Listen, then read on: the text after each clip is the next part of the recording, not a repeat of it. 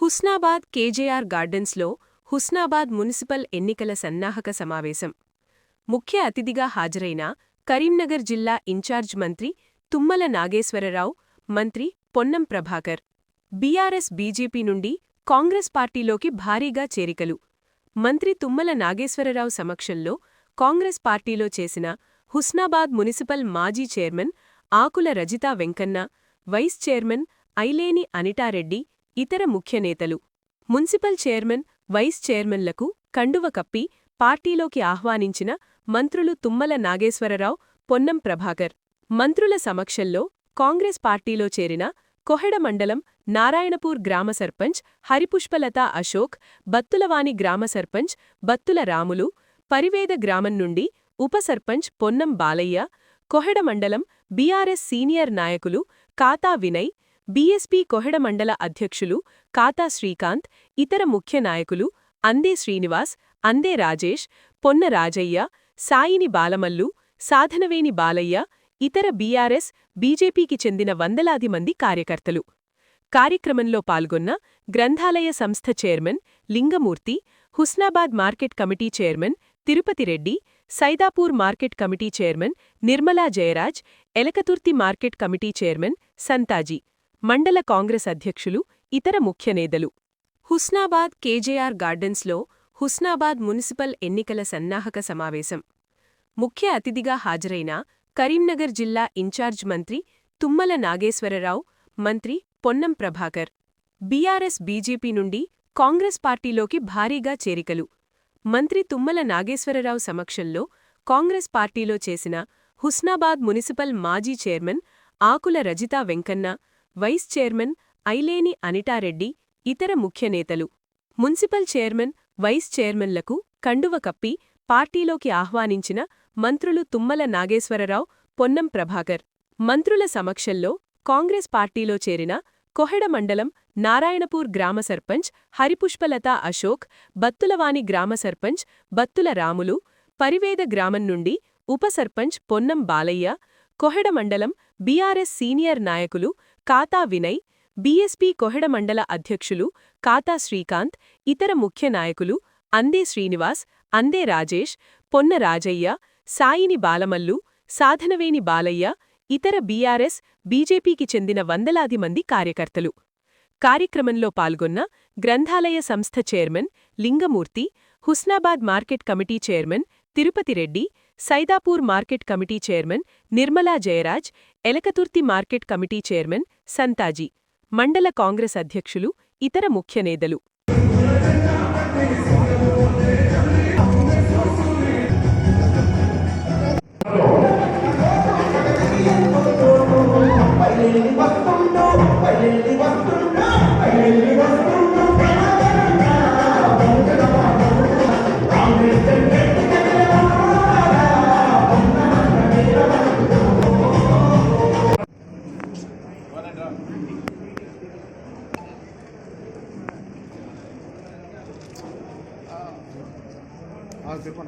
ఆగా.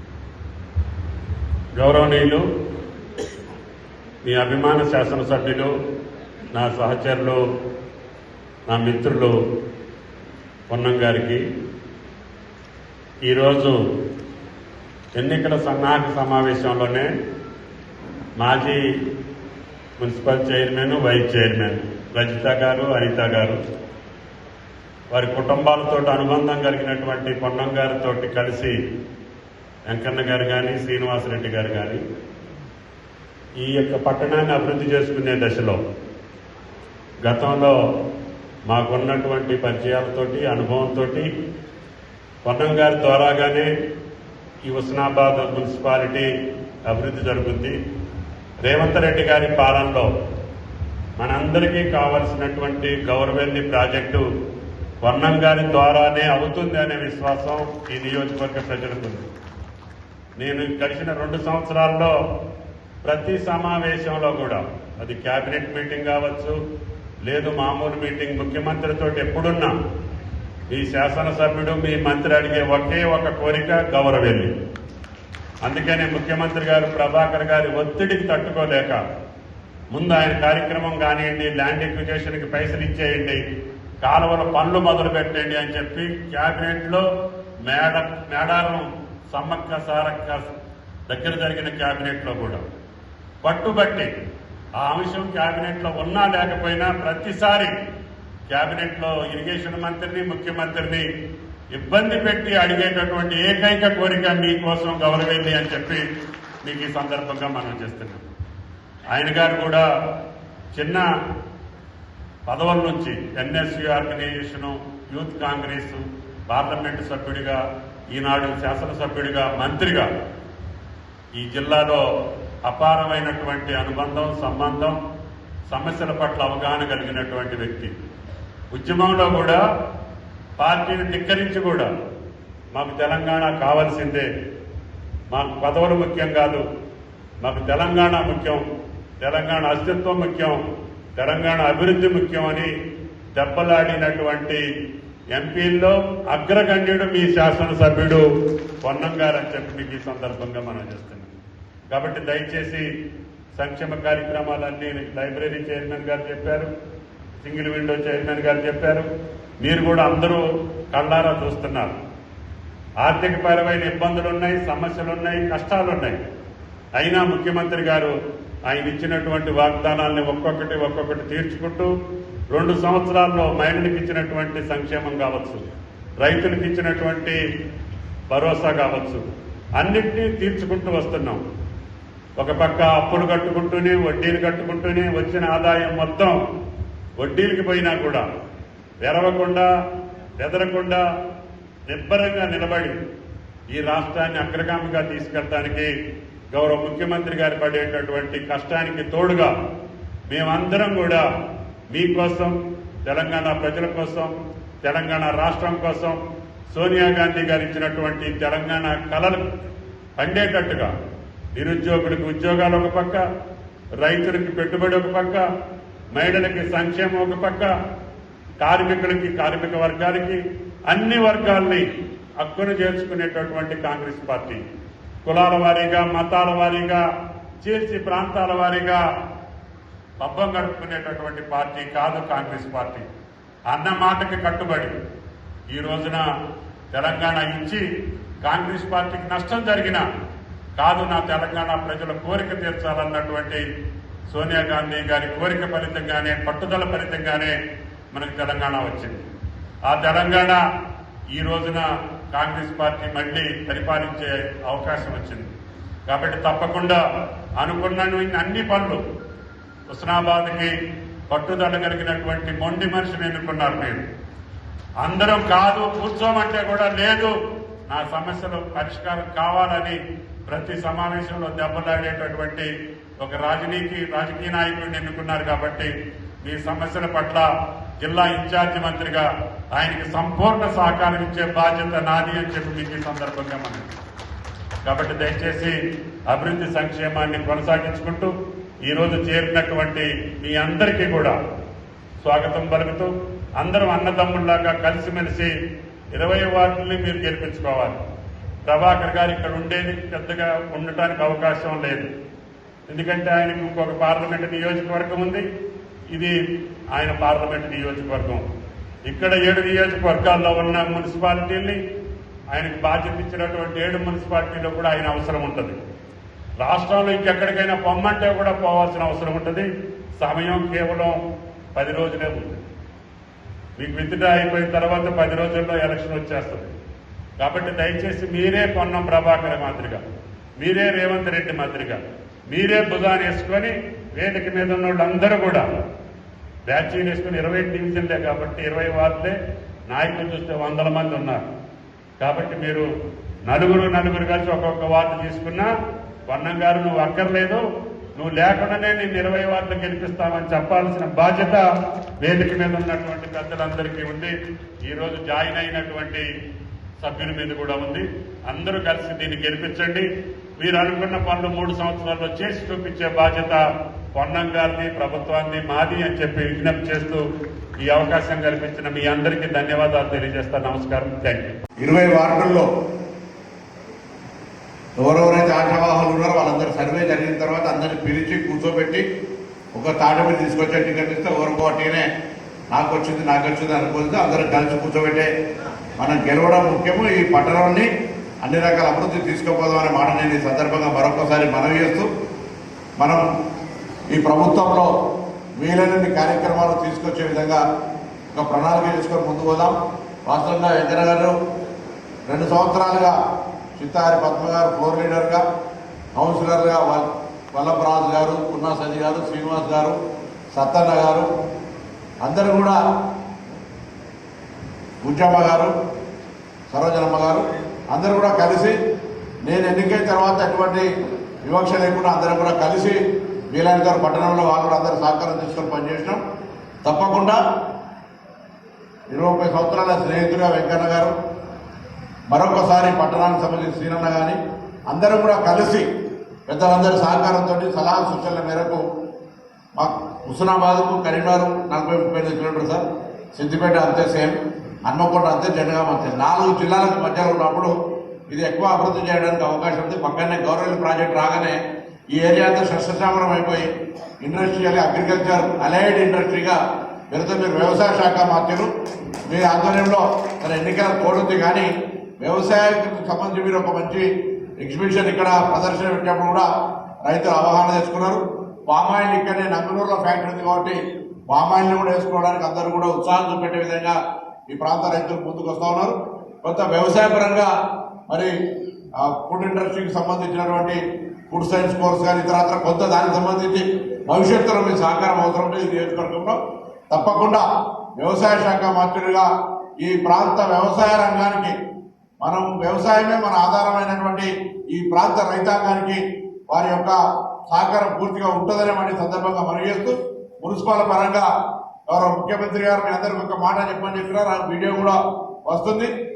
మనం తెలంగాణలో గ్రామీణ ప్రాంతాలకు ఏ విధంగానైతే అభివృద్ధి చేస్తామో పట్టణ ప్రాంతాల్లో మౌలిక సదుపాయాలు పెరుగుతున్నటువంటి పట్టణ ఈ యొక్క అర్బనైజేషన్ సంబంధించి అవసరమైన చోట రింగ్ రోడ్లు కానీ, త్రాగునీరు కానీ, డ్రైనేజ్ కానీ, ఉపాధి అవకాశాలు పెంచడానికి అన్ని రకాలుగా హుస్నాబాద్ కూడా అత్యంత ప్రాధాన్యత ఇస్తామని మీ అందరు కూడా ఒక మాట చెప్పమన్నారు. కాబట్టి మీ అందరు మరొకసారి సందర్భం లోపల ఆశీర్వదించి భవిష్యత్తు లోపల మరి మంచి మెజార్టీతో అన్ని కూడా గెలిచి ఇంకా హుస్నాబాద్ అభివృద్ధి దిశలో తీసుకుపోయే విధంగా అవకాశం ఇవ్వాలని కోరుతూ పెద్దలు గౌరవ నాకు వచ్చింది అనుకోలేదు. అందరం కలిసి కూర్చోబెట్టే మనం గెలవడం ముఖ్యము. ఈ పట్టణాన్ని అన్ని రకాల అభివృద్ధి తీసుకుపోదామనే మాట నేను ఈ సందర్భంగా మరొకసారి మనవి చేస్తూ, మనం ఈ ప్రభుత్వంలో వీలైనన్ని కార్యక్రమాలు తీసుకొచ్చే విధంగా ఒక ప్రణాళిక చేసుకొని ముందుకు పోదాం.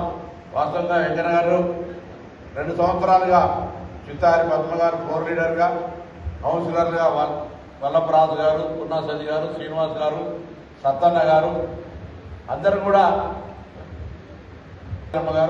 అందరూ కూడా కలిసి నేను ఎన్నికైన తర్వాత ఎటువంటి వివక్ష లేకుండా అందరం కూడా కలిసి వీలైన గారు పట్టణంలో వాళ్ళు అందరూ సహకారం తీసుకొని పనిచేసినాం. తప్పకుండా 20 సంవత్సరాల స్నేహితుడిగా వెంకన్న గారు, మరొకసారి పట్టణానికి సంబంధించిన శ్రీనన్న కానీ అందరూ కూడా కలిసి పెద్దలందరి సహకారంతో సలహా సూచనల మేరకు మాకు హుస్నాబాద్కు కరీంనగర్ 40-35 కిలోమీటర్లు సార్, సిద్దిపేట అంతే సేమ్, హన్మకొండ అంతే, జనగాం అంతే, 4 జిల్లాలకు మధ్యలో ఉన్నప్పుడు ఇది ఎక్కువ అభివృద్ధి చేయడానికి అవకాశం ఉంది. పక్కనే గౌరవల్లి ప్రాజెక్ట్ రాగానే ఈ ఏరియా అంతా శస్త్రశామరం అయిపోయి ఇండస్ట్రియల్ అగ్రికల్చర్ అలైడ్ ఇండస్ట్రీగా పెరుగుతుంది. వ్యవసాయ శాఖ మంత్రులు మీ ఆధ్వర్యంలో సరే ఎన్నికల కోడ్ ఉంది, కానీ వ్యవసాయానికి సంబంధించి మీరు ఒక మంచి ఎగ్జిబిషన్ ఇక్కడ ప్రదర్శన పెట్టినప్పుడు కూడా రైతులు అవగాహన చేసుకున్నారు. పామాయిల్ ఇక్కడనే నంగనూరులో ఫ్యాక్టరీ ఉంది కాబట్టి పామాయిల్ని కూడా వేసుకోవడానికి అందరూ కూడా ఉత్సాహం చూపెట్టే విధంగా ఈ ప్రాంత రైతులు ముందుకు వస్తూ ఉన్నారు. కొంత వ్యవసాయ పరంగా మరి ఫుడ్ ఇండస్ట్రీకి సంబంధించినటువంటి ఫుడ్ సైన్స్ కోర్స్ కానీ ఇతర కొత్త దానికి సంబంధించి భవిష్యత్తులో మీ సహకారం అవసరం ఉంది. ఈ నియోజకవర్గంలో తప్పకుండా వ్యవసాయ శాఖ మంత్రులుగా ఈ ప్రాంత వ్యవసాయ రంగానికి మనం వ్యవసాయమే మన ఆధారమైనటువంటి ఈ ప్రాంత రైతాంగానికి వారి యొక్క సహకారం పూర్తిగా ఉంటుందనే మన సందర్భంగా మనవి చేస్తూ, మున్సిపల్ పరంగా గౌరవ ముఖ్యమంత్రి గారు మీ అందరికీ ఒక మాట చెప్పమని చెప్పినారు. ఆ వీడియో కూడా వస్తుంది. మనం తెలంగాణలో గ్రామీణ ప్రాంతాలకు ఏ విధంగానైతే అభివృద్ధి చేస్తామో పట్టణ ప్రాంతాల్లో మౌలిక సదుపాయాలు పెరుగుతున్నటువంటి పట్టణ ఈ యొక్క అర్బనైజేషన్ సంబంధించి అవసరమైన చోట రింగ్ రోడ్లు కానీ, త్రాగునీరు కానీ, డ్రైనేజ్ కానీ, ఉపాధి అవకాశాలు పెంచడానికి అన్ని రకాలుగా హుస్నాబాద్ కూడా అత్యంత ప్రాధాన్యత ఇస్తామని మీ అందరూ కూడా ఒక మాట చెప్పమన్నారు. కాబట్టి మీ అందరి మరొకసారి సందర్భం లోపల ఆశీర్వదించి భవిష్యత్తు లోపల మరి మంచి మెజార్టీతో అన్ని కూడా గెలిచి ఇంకా హుస్నాబాద్ను అభివృద్ధి దిశలో తీసుకుపోయే విధంగా అవకాశం ఇవ్వాలని కోరుతూ పెద్దలు గౌరవనీయులు తుమ్మల నాగేశ్వర గారు మాట్లాడుతుందని కోరుతా ఉన్నాను. హుస్నాబాద్లో ఉన్నటువంటి 20 మున్సిపల్ వార్డులకు సంబంధించి అప్లికేషన్లు పెట్టుకున్న వాళ్ళు, అదేవిధంగా పోటీ చేయాలనేటువంటి ఇంట్రెస్ట్ ఉన్న వాళ్ళ యొక్క పేర్లు ఇప్పటికే మన కమిటీ తీసుకొని రాష్ట్ర పార్టీకి పెద్దలకు ఇచ్చినారు. దానికి సంబంధించినటువంటి సర్వే ప్రక్రియ జరుగుతూ ఉంది. ఆ సర్వే ప్రక్రియ ప్రకారంగా అభ్యర్థుల ఎంపిక ఉంటుందనే మాట సందర్భంగా మనవి చేస్తూ, ఈరోజు తెలంగాణ ప్రజాపాలన ప్రభుత్వం గౌరవ ముఖ్యమంత్రి రేవంత్ రెడ్డి గారి నాయకత్వంలో అధికారంలోకి వచ్చిన తర్వాత తెలంగాణ క్యాబినెట్లో అందరికంటే సీనియర్, ఈ రాష్ట్రంలోనే సీనియర్ మంత్రిగా అంటే అనేక సంవత్సరాలు మంత్రివర్గంగా చేసినటువంటి అనుభవం ఉన్నటువంటి పెద్దలు తుమ్మల నాగేశ్వర సమన్వయం చేస్తూ కరీంనగర్ పార్లమెంటులో సిరిసిల్ల కావచ్చు, వేమరాడ కావచ్చు, చొప్పదండి కావచ్చు, హుజురాబాద్, జమ్మిగుంట కావచ్చు, హుస్నాబాద్ కావచ్చు, అదేవిధంగా కరీంనగర్ మున్సిపల్ కార్పొరేషన్ ఇవన్నీ సమన్వయంతో గెలిపించే దిశ లోపల సమన్వయం చేస్తూ ఉన్నారు. ఈ సందర్భంగా రేవంత్ రెడ్డి గారి నాయకత్వంలో పేద ప్రజలకు ఇస్తున్నటువంటి అనేక కార్యక్రమాలకు సంబంధించి ముఖ్యంగా హుస్నాబాద్ నియోజకవర్గంలో విద్య, వైద్యము, ఉపాధి, ఇరిగేషన్ అన్ని రకాలుగా అభివృద్ధి చెందుతున్నటువంటి దిశలో మరి మున్సిపల్ చైర్మన్గా ఉన్నటువంటి ఆకుల రజిత వెంకన్న గారు, వైస్ చైర్మన్ ఉన్నటువంటి అనితా శ్రీనివాసరెడ్డి గారు ఈరోజు కాంగ్రెస్ పార్టీలో జాయిన్ అయినారు. వారికి కూడా ఒకసారి స్వాగతం తెలియజేస్తా ఉన్నాను. వారితో పాటు జాయిన్ అయినటువంటి మిగతా పెద్దలందరూ కూడా స్వాగతం చెప్తూ ఈరోజు అందరం కలిసి హుస్నాబాద్ను అభివృద్ధి దిశలో తీసుకుపోయే విధంగా పెద్దలు గౌరవ ముఖ్యమంత్రి రేవంత్ రెడ్డి గారి నాయకత్వంలో మన మార్గదర్శి ఎప్పుడు కూడా అటు క్యాబినెట్ అయినా ఈ నియోజకవర్గ సమస్యలు ఏమున్నా, ఉదాహరణకు గౌరవల్లి ఇష్యూ తీసుకుంటే నాకంటే ఎక్కువగా ఈ ప్రాంతానికి సాగునీరు అందించాలనేటువంటి, ఎందుకంటే వారు గతంలో ఇరిగేషన్ శాఖ మంత్రిగా చేసినారు, వారికి పూర్తి అవగాహన ఉంది. ఆ విధంగా ఆ ప్రాజెక్టుకు సంబంధించినటువంటి కాలువల యొక్క పనులు వేగవంతం చేసే విధంగా ఎప్పుడు కూడా అండగా నిలబడేటువంటి వ్యక్తి. అదేవిధంగా ఈ ప్రాంతంలో అనేక రకాలుగా గతంలో మొన్న ఇక్కడ నుంచి కరీంనగర్కు 4 లేన్ల రహదారి విషయంలో కానీ 250 మెడికల్ ఆసుపత్రి, పీజీ కాలేజ్తో పాటుగా అటు అక్కనపేట రోడ్డు కానీ, ఇంజనీరింగ్ కాలేజ్ కానీ, ఈ విధంగా అనేక కార్యక్రమాల లోపల అటు ఎల్లమ్మ చెరువు కానీ, ఈ విధంగా పట్టణ సుందరీకరణ కానీ, త్రాగునీటి సమస్య కానీ, రింగ్ రోడ్డు కానీ అనేక కార్యక్రమాల్లో మనకు సపోర్ట్ గా ఉన్నటువంటి తుమ్మల నాగేశ్వరరావు గారు కానీ ప్రభుత్వాన్ని కానీ మనం అనేక కార్యక్రమాలు చేస్తున్న వారి ప్రసంగంలో చెప్తారు. ఈ రోజు అందరి యొక్క ఐక్యతతో ఆశీర్వచనంతో మనం ఈరోజు ముందుకు పోతున్నటువంటి సందర్భంలో మరి రాబోయే కాలంలో ఈ ప్రభుత్వానికి స్థానిక శాసనసభ్యుడిగా నాకు మనందరం కూడా కలిసి ఒక ప్రోత్సాహం ఇచ్చినట్టయితే ఇంకా మరింతగా అభివృద్ధి చేయడంతో పాటుగా ఈ ప్రాంతానికి సంబంధించి ఊరు పెరిగితే ఉపాధి పెరుగుతుంది, ఉపాధి పెరిగితే అందరికీ కూడా జీవనంలో మార్పు వస్తుంది, విద్యావకాశాలు మెరుగుపడతాయనేటువంటి ఒక ఆలోచనతో జరుగుతున్నటువంటి ఈ ప్రక్రియలో అందరూ భాగస్వాములు కావాలని సందర్భంగా కోరుతూ మరి ముందుగా